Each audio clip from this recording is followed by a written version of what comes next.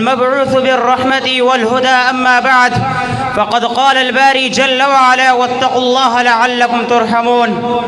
زما عزت مند و محترم ورنو دا چې انسان هر وخت د الله رب العالمین رحمت ته محتاج دی. د دې وجه نه زه غواړم چې په مختصر ډول د الله رب العالمین د رحمت حاصلولو اسباب ذکر کړم. اول سبب ایمان.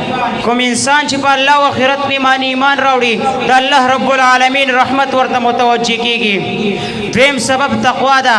تقوا معنی د الله رب العالمین حکمونو پوره لحاظ ساتل دي.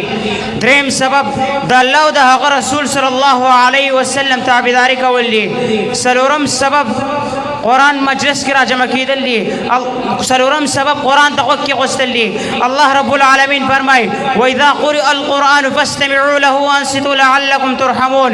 کله چې قرآن لوستلی شي نو دا په سوچ سره واورئ او غلي شئ دې لپاره چې په تاسو رحم وشي.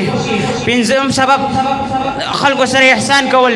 الله رسول الله فرمایي ان رحمت الله قریب من المحسنین. بېشکه د الله رب العالمین رحمت محسنینو ته نږدې دی. شپږم سبب د قرآن مجلس کې راجمع کېدل.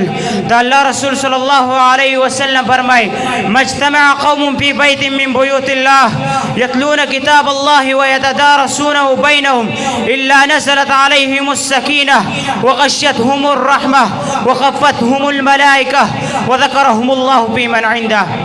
یو قوم د الله رب العالمین کورونه په یو کور کې نه راجمع کېږي چې د قرآن کریم تلاوت وکړي او خپل منځ کې د هغې درس کوي مګر هغوی لره رحمت پټوي او هغوی نه ګر چاپېره ملایکې کښېني مګر الله رب العالمین د ملایکو په وړاندې د هغوی د خیر تذکره کوي. زما عزتمندو د الله رب العالمین د رحمت اسباب د شلو نه زیات دي کوم چې شیخ محمد نبی حفظه الله په خپل کتاب کې راجمع کړي. خو د وخت د کموالي د وجې نه په دې باندې اکتفا کوم.